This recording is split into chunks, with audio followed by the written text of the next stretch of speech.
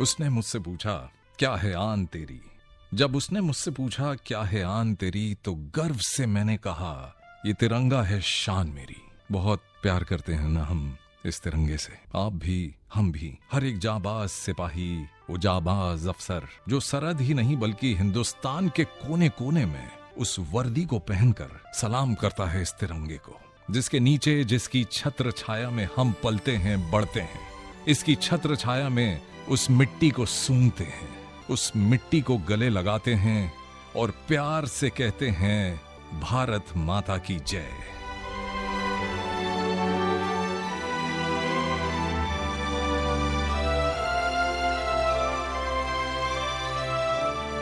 तो आज हम इतिहास के पन्ने फिर पलटेंगे और जाएंगे 1971 की उस लड़ाई में, जहां दुश्मन ने अपने इरादे कुछ पक्के कर लिए थे, लेकिन वो इरादे उतने पक्के नहीं थे जितने हमारी आर्म्ड फोर्सेस के इरादे थे। ईस्टर्न फ्रंट खुलने के बाद वेस्टर्न फ्रंट खुला, जहां पर एक चुनौती थी भारत के लिए। भारत ने इस चुनौती का सामना तो किया ही, लेकिन जवाब दिया बहुत करारा। और उस 1971 की लड़ाई में वेस्टर्न फ्रंट का एक बहुत ही अहम मुद्दा था कि भारत ने अपनी पकड़ मजबूत रखनी है दुश्मन के सामने। वेस्टर्न फ्रंट पे हमारे तमाम सैनिक तैनात थे, हमारे अफसर, जांबाज अफसर स्ट्रैटेजी बना रहे थे। लड़ने और लड़ाने, सामना करना, सिर्फ गोली चलाना और गोली झेलना ही नहीं, लेकिन उसके पीछे की प्लानिंग भी बहुत जरूरी थी। आज हमारे साथ स्टूडियो में बैठे हैं ब्रिगेडियर एन.के. अरोड़ा।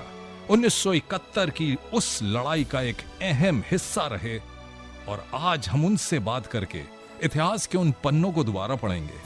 आपका स्टूडियो में स्वागत कर रहा हूं sir. Thank you very much.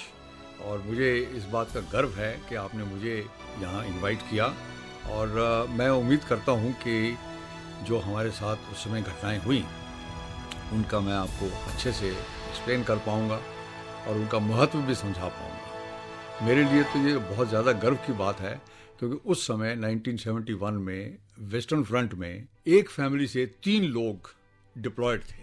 मैं वेस्टर्न फ्रंट में था, मेरे पिताजी वो भी वेस्टर्न फ्रंट में थे, और मेरे ससुर वो भी वेस्टर्न फ्रंट में। सिर्फ हमारा एरिया ऑफ डिप्लॉयमेंट अलग अलग था। उस समय आपकी उम्र कितनी होगी सर? उस समय आई वॉज बेयरली 27 और सो 27-28। क्या ख्याल आया जब पहली बार आपको बोला गया कि अब आप फ्रंट पर जाएंगे, लड़ाई छिड़ गई है और आपको एक अहम भूमिका निभानी है? सब देखिए, ऐसा है कि जब एक दफा आपने इस तरफ कदम रखा तो आपके लिए तो गर्व की बात है कि आपको चुना गया है कि आप जाके लड़ाई के मैदान में जाएंगे। हालांकि मैं लॉजिस्टिकल सर्विसेज से हूँ, लेकिन लॉजिस्टिकल सर्विसेज जो है वो कभी पीछे नहीं रहती हैं। कि उस समय जो 71 में जो हमारे साथ हमारी जो जिम्मेदारियां थी जी, हम उनको पूरा कर पाए, यही हमारे लिए बहुत महत्वपूर्ण बात थी। कुछ बताइए सर, क्योंकि आज की जनरेशन, मैं भी 1971 में पैदा नहीं हुआ, तो मैं जानता हूं कि आज की जो जनरेशन है, आपकी जुबानी जाने की क्या माहौल हो गया था उस समय 1971 में? देखिए, 1971 में सबसे पहले तो हम सब जानते हैं कि फरवरी मार्च 1971 से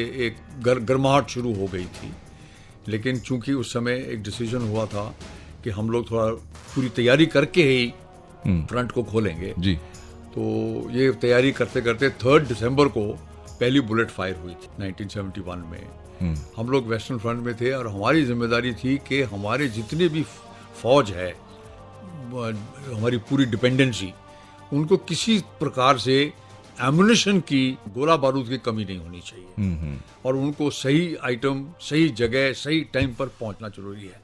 ये सही एक बहुत महत्वपूर्ण चीज है कि सही आइटम, सही टाइम और सही जगह पे पहुंचे।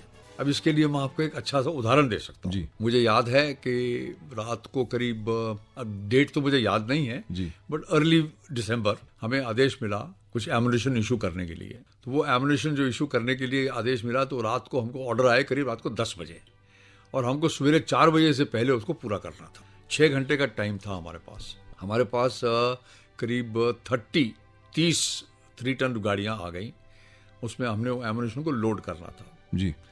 अब बात को समझने के लिए 2 प्रकार के एमुनिशन हैं। एक है जो कि आर्टिलरी में फील्ड गन के लिए होता है, और एक होता है आर्टिलरी में माउंटेन गन के लिए। जी, जो हमें आदेश मिला था वो था फील्ड गन के लिए एमुनेशन इशू करना, और दोनों के दोनों एमुनेशन हमारे यूनिट के अंदर थे जिनको इशू करना था। आदेश मिलने पे मैं गया, 5-6 जगह पे वो एमुनेशन रखा हुआ था जी। उस पे लोगों को डिप्लॉय किया और बोला जी एमुनेशन लोडिंग स्टार्ट कर दिया जाए। ओके। लोडिंग स्टार्ट करने के बाद में मेरे को पता था कि 5-6 जगह से वो आइटम लोड हो रहा है। ओके। तो मैं पूरी तरह रात को उनके साथ पॉइंट टू पॉइंट जाता रहा, चेक करता रहा ठीक काम चल रहा है।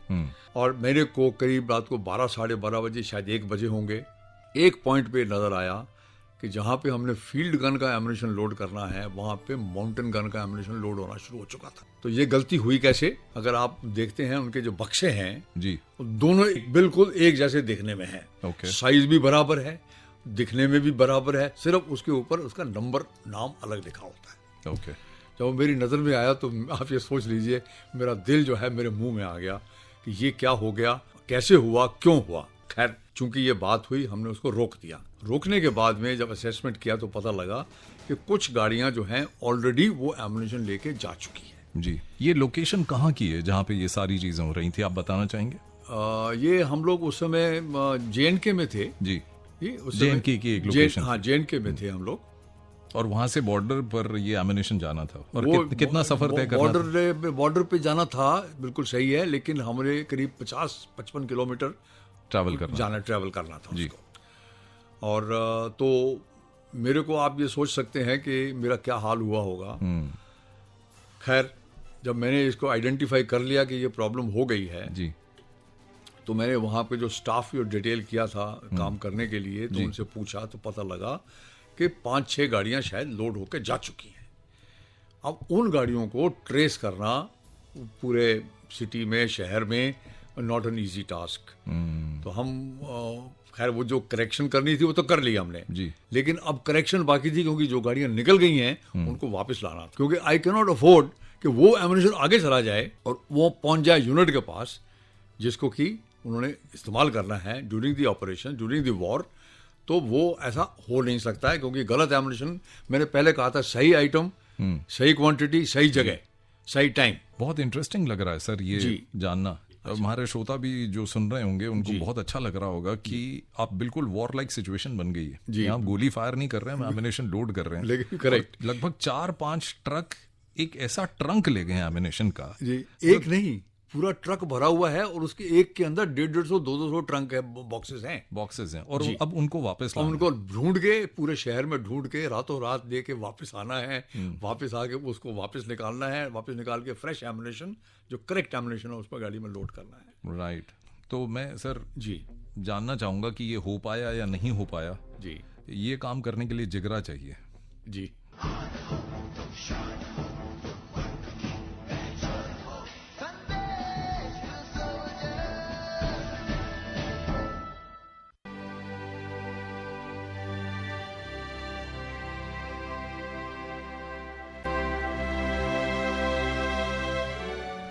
संदेश टू सोल्जर्स सुन रहे हैं, और सबसे बड़ी बात यह कि संदेश टू सोल्जर्स में हम उन जांबाज सिपाहियों, उन जांबाज अफसरों से आपकी मुलाकात करवाते हैं जो भारत के लिए एक बहुत बड़ा मुकाम जो है वो हासिल कर बैठे। 1971 की लड़ाई की हम लोग बात कर रहे हैं। ब्रिगेडियर एन के अरोड़ा मेरे साथ मौजूद हैं। तो उस समय आपके पास सर वॉकी टॉकीज या कुछ वो कोई सिस्टम नहीं था जहाँ पे आप, आजकल तो मोबाइल की दुनिया है, तो आज की जनरेशन कहेगी so what they could have called them up. उस जमाने में सिवाय लैंडलाइन के अलावा और कुछ पता नहीं था, और अगर होता था तो वो आर्मी के सिग्नल इक्विपमेंट होते थे, वो हर एक के पास नहीं होते हैं, वो सिर्फ लड़ाई के मैदान में लोगों के पास होते हैं। तो मेरे लिए और कोई ऑप्शन नहीं था। मैं अपना मोटरसाइकिल उठाया और सारी रात मैं शहर में ढूंढ के उनको ढूंढता रहा, मुझे वो नहीं मिले। सवेरे उनको 6 बजे शहर छोड़ के जाना था अपने डेस्टिनेशन पे, तो मेरे पास और कोई ऑप्शन नहीं रह गई थी सिवाय एक, जो मिलिट्री पुलिस का जो चेक पोस्ट था, वहाँ जाके मैंने उनको बोला कि ऐसे ऐसे हो गया है, इनको रोकना है। उन्होंने मेरी बात को माना और गाड़ियों को रोका। फिर वो 6 गाड़ियों को आइडेंटिफाई किया, उनको लेके हम वापस आए। वापस आके वो एमुनेशन को रिप्लेस किया और फिर उसको वो 6 बजे की जगह 8 बजे निकल पाए। तो ये हम इसको कंट्रोल कर पाए थे। ऐसे सर्कमस्टेंशियली कभी कभी बातें हो जाती हैं, जिनको कंट्रोल करना कभी कभी मुश्किल हो जाता है, लेकिन लकीली इस बार हम इसको कर पाए थे। बट मैं ये जानना चाहूंगा कि आपके पास हमेशा कोई ना कोई बैकअप प्लान तो होता ही है। We can't move ahead without a backup plan. तो आपके पास भी ये बैकअप प्लान था, you know, your mind clicked and you said कि मैं अकेले चले जाता यस, वो तो है ही है जी। क्योंकि और हमारे पास कोई ऑप्शन नहीं थी और कोई रिसोर्सेज भी नहीं थे, जी। टेलीफोन नहीं था, मोबाइल नहीं था और कोई कम्युनिकेशन सिस्टम नहीं था एक्सेप्ट फॉर जो चेक पॉइंट है वहां पे उनको रोकें, और वही हमने किया and we were able to do that. और जिस टाइम पे पहुंचना था एमिनेशन, वो टाइमली पहुंचा? जनरली यस, थोड़ा सा लेट जरूर था, Okay. 2-3 घंटे लेट जरूर था, लेकिन that much is covered by transit time and रास्ते में जो ट्रैफिक होती है उसके हिसाब से कवर हो जाता है। ये तो एक इंसिडेंट हुआ कि आपने बताया कि किस तरीके, बहुत इंटरेस्टिंग एक इंसिडेंट हुआ। एक चूक हो सकती थी बहुत बड़ी, बहुत छोटी बड़ी में। चूक हो सकती थी ये। जो एक छोटी आपने कहा ना, आजकल कहते हैं कि प्रार्थना करते रहो, कोई बड़ी चोट लगने से अच्छा छोटी चोट लग जाएगी, तो छोटी वैसा चोट कुछ लग जाए।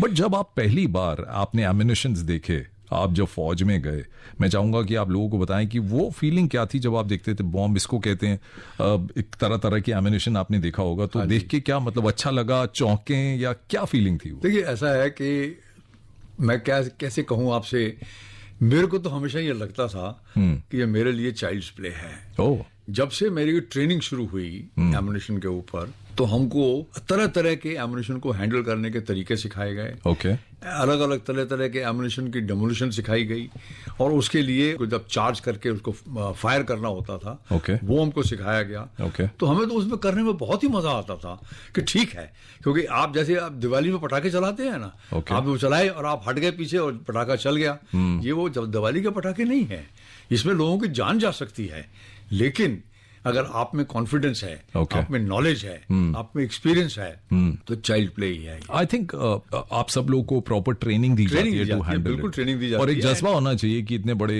एमिनेशन को देख के, वो उसको देखने का अगर जज्बा है तो फायर करने का जज्बा तो आ ही बिल्कुल जाता है। बिल्कुल जी, सही कुछ अपने बचपन की बात बताइए सर, आप थोड़ा और इतिहास के पन्ने पलटते हैं। Were you naughty child, were you studious boy? अच्छा सवाल पूछ लिया।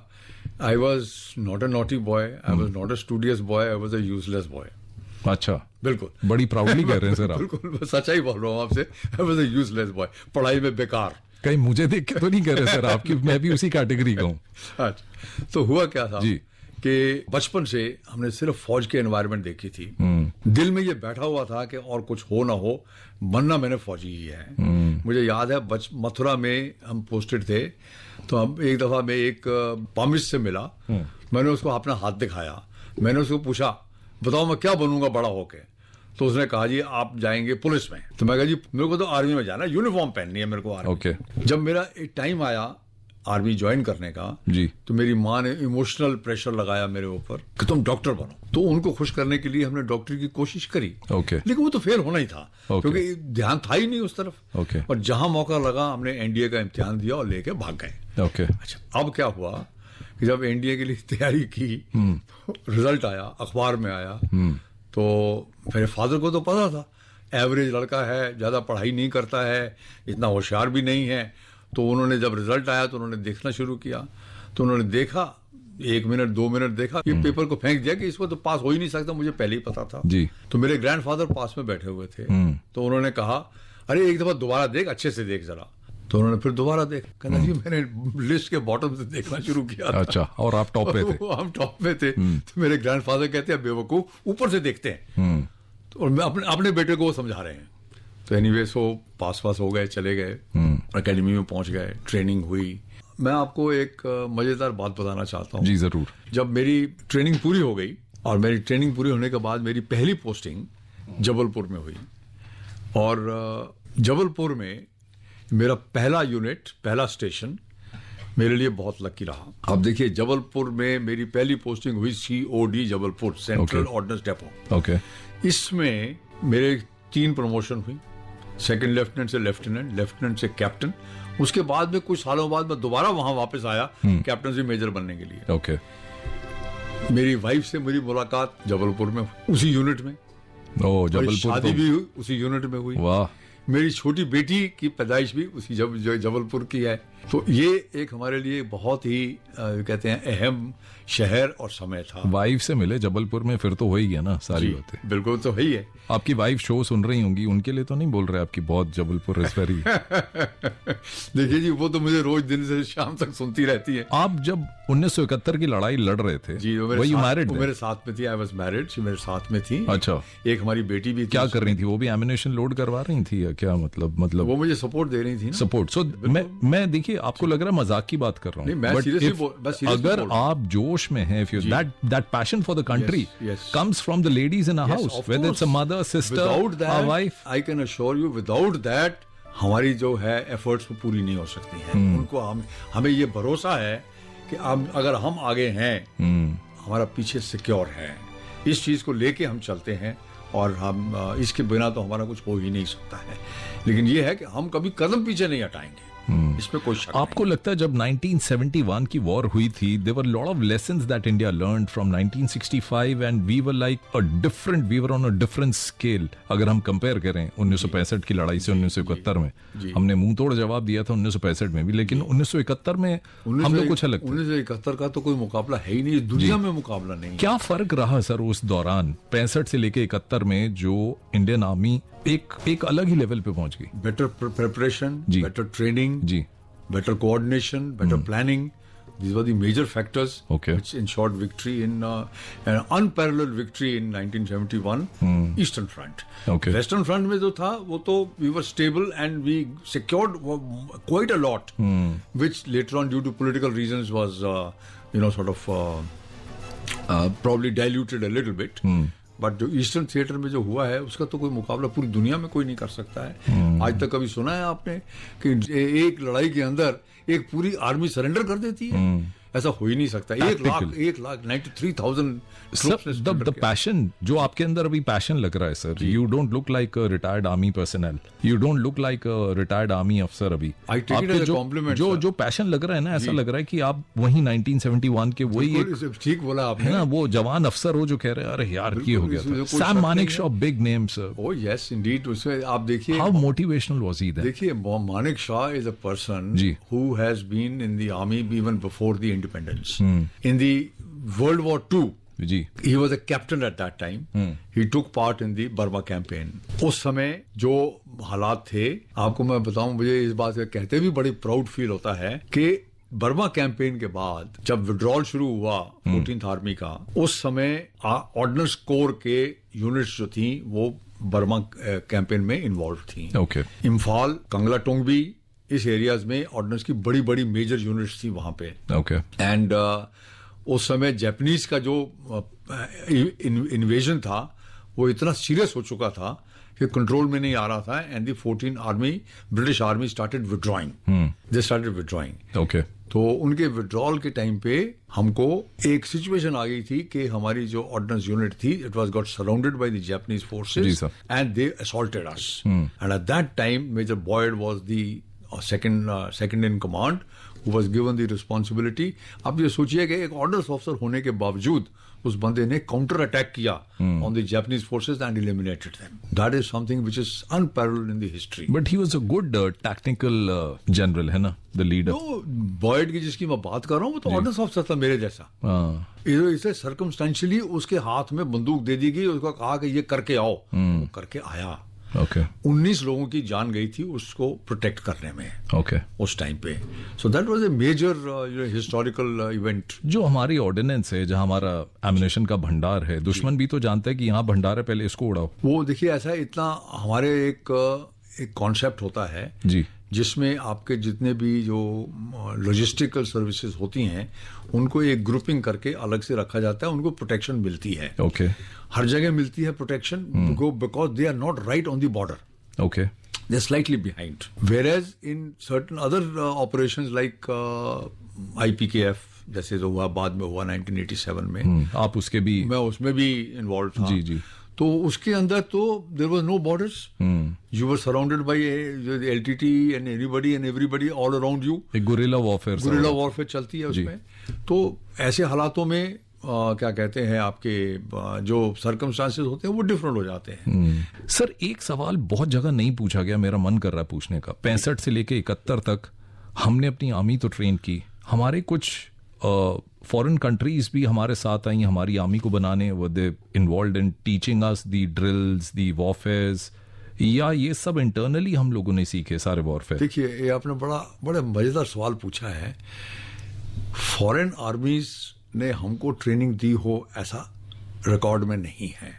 ऑन द कॉन्ट्ररी, हमारा जो डिफेंस सर्विसेज स्टाफ कॉलेज है वेलिंगटन में, तमिलनाडु में, वहाँ पे और बाकी और जो ट्रेनिंग इंस्टीट्यूट्स हैं, जो इन्फेंट्री ट्रेनिंग इंस्टीट्यूट्स हैं या सिग्नल्स की हैं या ईएमई की हैं या इंजीनियर्स की हैं, वहाँ पे फॉरेन ऑफिसर्स आके ट्रेनिंग करते हैं हमारे कंट्री में आके, वो हमसे सीख के जाते हैं। ऐसा क्या हुआ कि सर हमें 65 और 71 के बीच में किसी बाहरी दोस्त की जरूरत नहीं पड़ी और हमने अपनी आर्मी खुद ही ओवरऑल करी और बेटर बना दी? देखिए, इसके लिए तो मैं ये कहूंगा कि leadership of the army and the political leadership put together gave the impetus for the improvement in the armed forces. In fact, the procurements also went well ahead to ensure that our performance in 1971 was as good. जब 71 की war हो गई जी, When you won the war, हमारे देश के लोगों ने आपको किस तरह उन्होंने आपको रिसीव किया, गले लगाए, बधाइयां दी, क्या किया? देखिए, वो तो एक विक्टोरियस आर्मी के साथ तो हमेशा होता है। जी जी। और आपको शायद पता ही होगा कि जो 1971 में जो पाकिस्तान आर्मी ने सरेंडर किया था, 93,000 ट्रुप्स को कैप्चर, प्रिजनर्स ऑफ वॉर बनाया गया था। और मालूम है उनको कहाँ रखा गया था? जबलपुर में। सर ये वो वहाँ पे जहाँ पे हम थे। जाना पड़ेगा सर अब तो। जबलपुर तो एक ऐसा शहर है जहाँ के जाए बगैर तो एक तो कहते हैं ना, पूरा नहीं हो सकता है। सर मुझे कुछ घर की बात लग रही है कि घर से ही ना कुछ वो नक्षत्र चलाया गया होगा कि सब कुछ जबलपुर में लाओ। कुछ खास बात है जबलपुर में सर?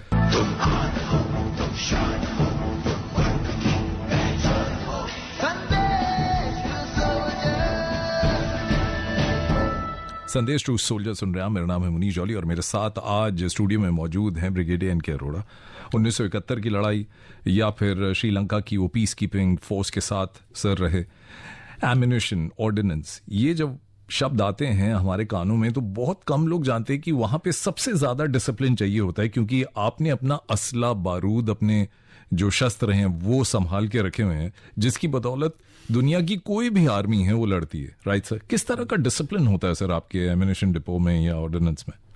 देखिए, ऐसा है कि इसमें मैं कहना चाहूँगा कि ऑर्डिनेंस और एम्यूनिशन दोनों आम तौर पे एक यूनिट के अंदर नहीं होते हैं, अलग अलग होते हैं। ऑर्डिनेंस डिपो अलग होते हैं, एम्यूनिशन डिपो अलग होते हैं। अभी ये जो आपने IPKF की बात की, तो उसमें एक बड़ी इंटरेस्टिंग सिचुएशन डेवलप हुई थी।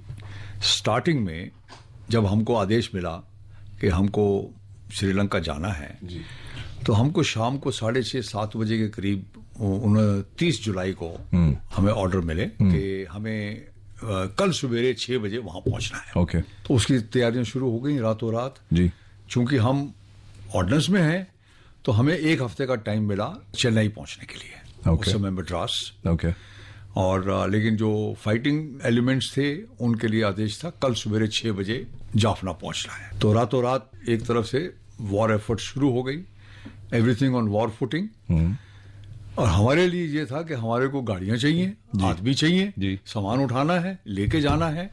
तो हमने क्या किया, मैन पावर तो हमारे पास थी नहीं, गाड़ियां भी नहीं थी, लेकिन हमने लोकली यूनिट्स के साथ लिएजॉन करके उनसे गाड़ियां और मैन पावर ले लिया। अब हमारी रिक्वायरमेंट क्या थी कि अपने यूनिट से सामान उठाना, लेके उसको रेलवे साइडिंग में जाना और उसको वैगन में लोड करना और ट्रेन को लेके चेन्नई जाना। ओके। अब इसमें इन्वॉल्वमेंट क्या है? इन्वॉल्वमेंट ये है कि आपने क्या सामान उठाया, कहाँ से उठाया, किस ट्रक में रखा, वहां ले जाके किस वैगन में रखा, इसका पूरा रिकॉर्ड रखना है। और उसका कारण मैं बता देता हूँ आपसे। जब हम मद्रास पहुंच गए जी, तो आप विश्वास नहीं कर पाओगे कि रेलवे स्टेशन के ऊपर जब हमारी अनलोडिंग चल रही है from the wagons to the platform जी, हमारे पास एक यूनिट आ गई, हमको ये सामान चाहिए और हमें एग्जैक्टली पता था कि ये सामान कहाँ रखा हुआ है। Within half an hour item was issued to that unit. तो only one instance but is good enough to explain how important it is कि हमको किस तरह से उसका एंट्री करना, रिकॉर्ड रखना, ताकि हमको पता हो किस टाइम पे किस चीज की जरूरत है। कोऑर्डिनेशन बहुत जरूरी है। पर इससे मेरे को एक सवाल आ रहा है दिमाग में कि कितनी जल्दी आपको ऑर्डर आते हैं कि ये एम्यूनेशन आपको तैयार करना है इस यूनिट के लिए, ये यूनिट तो आपके पास आ गई। नॉर्मली जो है, देखिए, एम्यूनेशन बिल्कुल अलग चीज है जी, और बाकी जनरल स्टोर्स एंड क्लोथिंग वो अलग चीज Okay. है। जो एम्यूनेशन होता है या जनरल स्टोर्स एंड क्लोथिंग होते हैं, आमतौर पे आपको जब, अगर आपके पास स्टॉक सफिशिएंट ऑलरेडी हेल्ड है, ओके, तो आप विद इन 24 आवर्स कर सकते हैं जी, लेकिन जब नहीं है तब सिचुएशन आ सकती है, कैसे किया जाए। ओके, मैं आपको एक उदाहरण देता हूं। जी, हमें आदेश मिला चलने से पहले कि जब भी जाएंगे तो कोई भी ओजी यूनिफॉर्म, ऑलिव ग्रीन यूनिफॉर्म लेके नहीं जाएगा। ओके, ये हमको आदेश मिला। जी, जी, और सब के सब जो है डिसरप्टिव यूनिफॉर्म पहन के जाएंगे, ठीक है, जब कॉम्बैट ड्रेस को बोलते हैं इसको, उसको लेके हम लोग पहुंच गए। वहां पे पहुंचने के बाद सर्कमस्टांसेस चेंज हो गए। सर्कमस्टांसेस चेंज होने की वजह से एक पॉइंट सिचुएशन ऐसी आ गई कि एक तरफ श्रीलंका आर्मी, एक तरफ LTTE, एक तरफ हम, all three wearing similar uniform. Okay.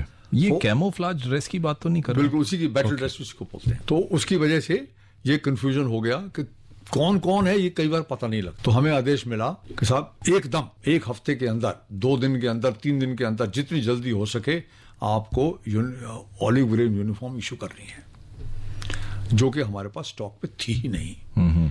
तो हमने उनसे कहा साहब इसमें कम से कम 6 महीने लगेंगे। ओह माय गॉड, 6 महीने लगेंगे इसको प्रोक्योर करके आपको देने में। ओके, उन्होंने कहा मेरे आदमी मर रहे हैं और आप कहते हो 6 महीने लगेंगे। तो हमने क्या किया, सबसे रिक्वेस्ट कर लिया, हमने कोशिश भी की, बाई एयर भी मंगवाए, लेकिन वो बात बन नहीं पाई। ओके, तो हमने फिर एक थोड़ा सा आउट ऑफ द वे, जिसे कहते हैं ना, आउट ऑफ द बॉक्स, जी, वो हमने कार्रवाई की। I personally went to the ordnance clothing factory in Madras. अच्छा, उनके जनरल मैनेजर से मिला, उनको सारी बात समझाई। तो उन्होंने मुझसे एक प्रॉमिस लिया, वो भी मौखिक, कि जी आप मेरे को इंश्योर करेंगे कि जितना भी पेपर ट्रांजैक्शन है, post activity, you will ensure it is followed. Okay, मैं कहा ठीक है। तो जो जो मेरे को सामान चाहिए था, मुझे वो फैक्ट्री से मिल गया, मैंने उठा के ले गया और विद इन 1 वीक जो टाइम मुझे मिला था, उसके अंदर हमने उसको इशू कर दिया।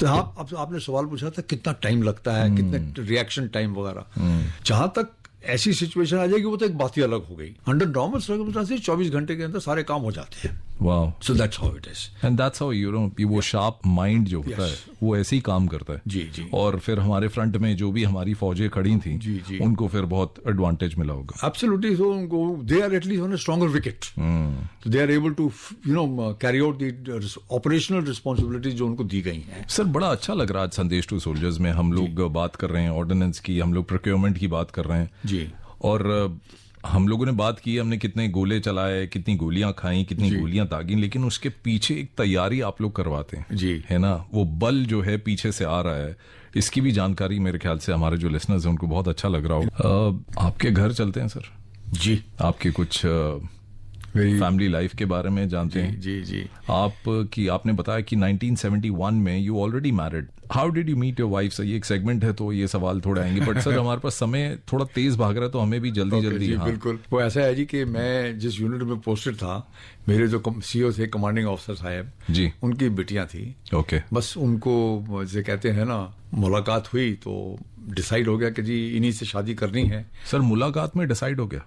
वो ऐसे ही समझ लीजिए, क्योंकि सर यहाँ पे हम लोग थोड़ा शार्प माइंड हो जाता है सर हमारा। सर क्योंकि देखिए ऐसा है कि ज्यादा डिटेल्स में जाएंगे तो। सर आप ब्लश कर रहे हैं सर, ब्रिगेडियर साहब ब्लश कर रहे हैं। नहीं, ये देखिए आपने इमोशनल सवाल पूछ लिया है ना, अच्छा। वैसे मेरी 2 बेटियां हैं। ओके, एंड छोटी वाली जो है वो एक कंपनी, मल्टीनेशनल कंपनी में काम करती हैं।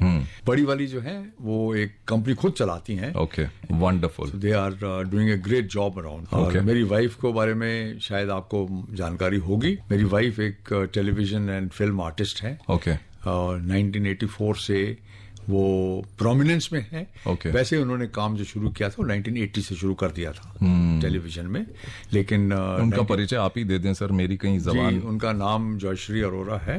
और वो उन्होंने जो प्रोमिनेंट वाला काम, जो प्रोमिनेंस वाला काम किया था, वो है हम लोग एक सीरियल है Okay. जो कि फर्स्ट इंडियन सोप ओपेरा, उसमें उन्होंने काम किया था as a mother of the 5 children and children all older than so that is how the beauty of our performance, that she performed the role of a person. But she was a theater artist before you got married? Oh yes, definitely. In fact, she was on stage at the age of 4 onwards. अच्छा, 4 onwards, she was into dancing. So how can it be so simple कि आपने कहा मुलाकात हुई और बात पक्की हो गई? शायद उन्होंने कुछ देखा ही होगा, अच्छा, जो एक्सेप्ट कर लिया। ओके नहीं तो हमें को शायद पानी में कोई घास नहीं डालता जी, तो उन्होंने कुछ ना कुछ तो देखा ही होगा। मुझसे भी किसी ने एक सवाल पूछा था कि अच्छा, कि ये आपकी वाइफ ने क्या देखा आपने? अच्छा, ऐसा पूछ लिया किसी ने मेरे से, तो मैंने कहा जी कुछ तो देखा ही होगा ना। I can't believe it sir, how can somebody ask कि एक आप वॉर हीरो हैं और आपने क्या देखा है ना सर। देखिए साहब, ऐसा है कि हर एक के अपने अपने नजरिया होता है।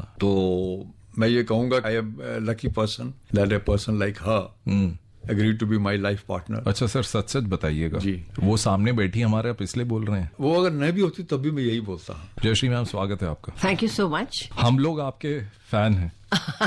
Thank you so much. अब मैम, ये कॉम्बो बड़ा रेयर होता है कि theatre personality, an actor, film personality, और हमारे ब्रिगेडियर साहब को you're giving that support. क्या हुआ कि when I met him in our audience club, so he had decided that he is going to marry me. अच्छा. And it was very embarrassing. He used to tell everybody, मेरी ना उसके साथ शादी 50-50% है. So people would ask 50-50 कैसे? Now from my side 100% and from her side 0%. अच्छा. So that's what it is. And well, I used to go to my college. He would be there. He was the only one who would wish me good morning, Miss Ganguly. अच्छा. So एक आप नहीं बांगली? एकेबारे बांगली। अच्छा sir, आप कह रहे थे देखा और बात पक्की हो गई। जी ma'am, please continue. So not बात उनकी तरफ से पक्की हुई थी। अच्छा। So that's why he is talking about himself. So the lighter when I always say he pestered me so much too I thought यार marry him so I get rid of it. Wow, ये तो पहली बार सुना, मैंने किसी किताब में नहीं पढ़ा। जब हम लोग आ रहा था तो हम लोग बहुत छोटे थे। आप लोग बात करके ना मुझे एंटीक पीस बना देते हैं। नहीं मैम, बात वो नहीं है, because it was a great responsibility on your shoulders कि इंडिया का पहला ओपेरा टीवी में आ रहा है।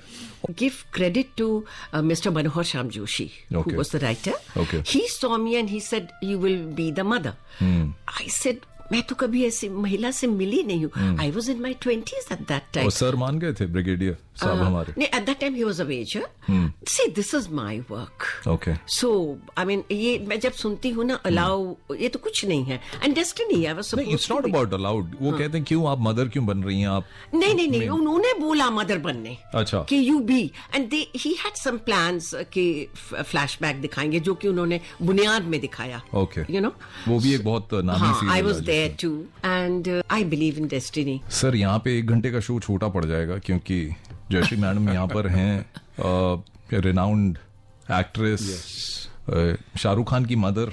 Oh yes, oh yes. फौजी सीरियल है, उस पे भी Shahrukh Khan started his career with her. But sir, बेटियां, were you proud कि मेरी बेटियां हैं and they're doing well in their lives? Sir देखिए, इससे अच्छी बात तो लाइफ में हो नहीं सकती है कि अगर किसी बेटियां हैं तो आपके पास सब कुछ है। I have 3 jewels in my life. Wow. My wife, my 2 daughters, and they in turn have given me 2 more jewels each. वाह। And my life now revolves around them. Obviously, any grandparents. तो आपकी बेटियां आपके बारे में क्या कहती हैं? How do they feel about it? वो अगर आप उनसे पूछते तो ज्यादा अच्छा रहता। शायद उनकी मदर कुछ बता पाएगी इस बारे में। ठीक है, बड़ी बेटी नोबिता को सुनते हैं। जी। Hi, this is Nobita, Brigadier N.K. Arora's elder daughter. I would like to say that Papa is the perfect blend of discipline, strength, and warmth. Being a former army officer, he's lived a life defined by resilience and purpose. And I could say that he reflects grace under pressure and an unwavering commitment to his values. But to me, what stands out most about him is how deeply he cares.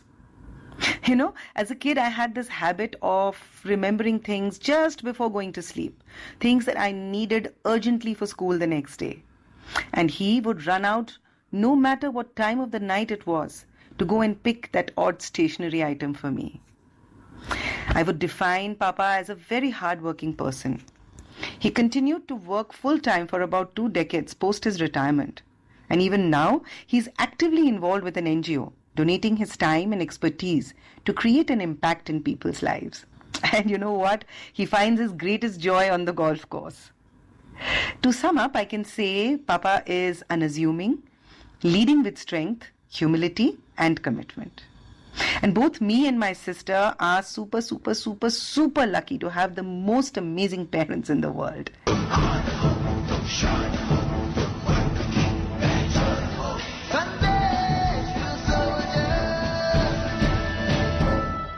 Nobita की आवाज sir, जी आकाशवाणी का कमाल है sir, देखिए कहाँ से आवाज आ कहाँ से जाती है। आपने दैट इज पकड़ व्हाई वी लिया? आर आकाशवाणी। मैं तो सोचा था कि आपने She did a lot of work with me, sponsored programs, लिखती भी है। अच्छा, पर उन्होंने जो बातें बोली आप ये पहले सुन चुके हैं, कुछ नया कुछ नो सुनने को नो मिला? नो, कभी नहीं सुना।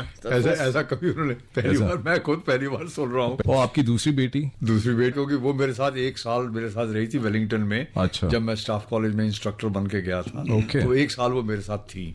Okay. तो शायद वो कुछ कहना चाहेंगी क्या? आइए सर वो भी सुन लेते हैं। You are too smart. Hi, my name is Chainika and I am Brigadier Arora's younger daughter. I take pride in being born to the most amazing parents. We are what we are today only and only because of them. My father is a soldier par excellence and a father par excellence. He is defined by discipline, commitment, sincerity and resilience in everything he does. Forever young, forever curious and forever giving. The Indian Army, as I've heard from his seniors, juniors, and peers, is blessed to have him as an integral part of the forces, with his undying commitment and passion for his work and for the country. And as a father, he is forever giving and caring, supporting us in all our dreams, endeavors, and encouraging us all the way, making us believe in ourselves. I have, in fact, some of my fondest memories of the adventures I've had with him as a child.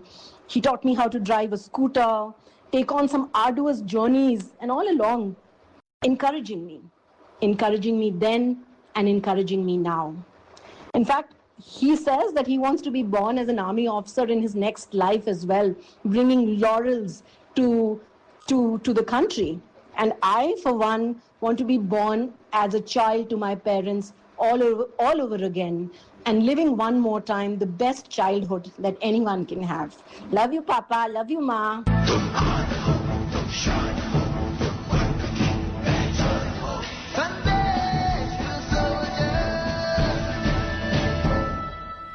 Having heard my daughters, I'm rethinking about my own self now. अच्छा, आपकी grand daughter Ananya, उनको भी हमने record किया। Okay. तो हमने कहा कि इस जनरेशन की जी। जो हमारी उभरती हुई जी। जो पीढ़ी है जी। उनको भी सुनते हैं। आइए, this is your grand daughter sir. Okay.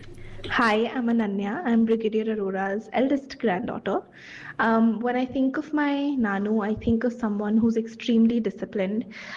Till date, he has a morning routine where he shaves every day. He'll have his golf in the morning. He has his breakfast with a fork and knife. So I see a very disciplined lifestyle till date. He's also someone who's extremely willing to push himself, his boundaries, and something he does that often is with technology. So he'll always try new apps and he'll try new features. He'll always ask all of his grandkids to teach him things. He's also someone who is extremely loving and loves to have fun with people around him. And yeah, I'm really glad he's getting to share his story today.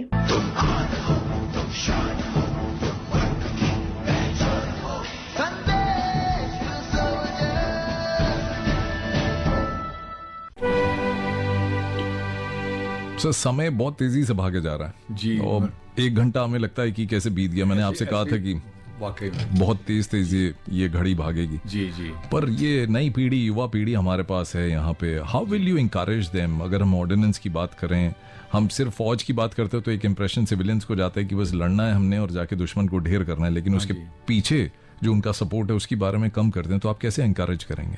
देखिए, मैं ये कहूँगा कि ordinance जो है वो backbone है army का। आप देखिए, ऑर्डिनेंस में एक पेट्रोल, ऑयल, लुब्रिकेंट्स, मेडिसिन्स और फूड ये छोड़ दीजिए तो बाकी हर चीज़ ऑर्डिनेंस ही प्रोवाइड करती है। इसमें इसकी forecasting, government, provisioning, warehousing, distribution and disposal, ये सारे फंक्शंस इसमें आ जाते हैं। ये काम सुनने में आसान लगता होगा, लेकिन there is a lot that goes into it. And उसके लिए मैं ये कहूँगा कि जो बच्चे आज आगे कोशिश कर रहे हैं आने के लिए जी, ये उनके लिए एक बहुत अच्छा करियर साबित हो सकता है in service and even post service. आपकी इन बातों से बहुत सारे युवा जो हैं प्रेरित हुए होंगे, but very quickly sir, may be in 30 seconds, सब लोग जानना चाहते हैं हमारी आज की आर्मी, आपकी जुबानी। ये सब आज की आर्मी का तो मुकाबला है ही नहीं, पूरी दुनिया में नहीं है। आज पूरी दुनिया लोहा मानती है इंडियन आर्मी का, इंडियन आर्म्ड फोर्सेस का। आप ये समझ लीजिए कि आज किसी में भी इतनी हिम्मत नहीं है कि हमारे सामने वो खड़ा हो सके। अगर कोई ऐसी जुर्रत करेगा तो उसको उसका पूरा जवाब मिलेगा और उसको उसकी जगह पे पहुंचा दिया जाएगा। ये मेरा विश्वास है, मेरा मानना है। ब्रिगेडियर एनके अरोड़ा, बहुत बहुत शुक्रिया सर इन अल्फाजों का और आपके समय का कि आप आए यहाँ पर, एंड बहुत बहुत शुक्रिया आपका भी Jayashree ma'am. Thank you, I am honoured, thank you very much indeed. हम लोग बहुत खुश हुए, थैंक यू सो मच, और आशा करता हूँ कि हमारे श्रोताओं को भी ये प्रोग्राम बहुत पसंद आया होगा। मेरा सबको सलाम, श्रोताओं को, फौजियों को पक्का पूरा प्रॉपर सैल्यूट, और बाकियों को सबको मेरा प्यार भरा हेलो।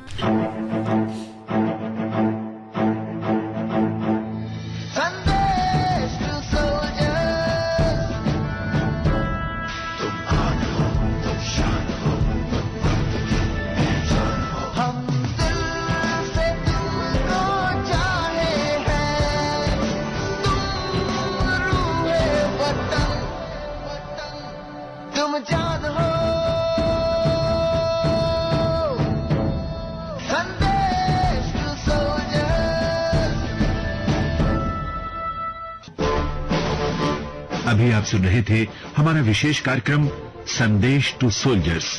ये कार्यक्रम आकाशवाणी के दिल्ली केंद्र से प्रसारित किया गया।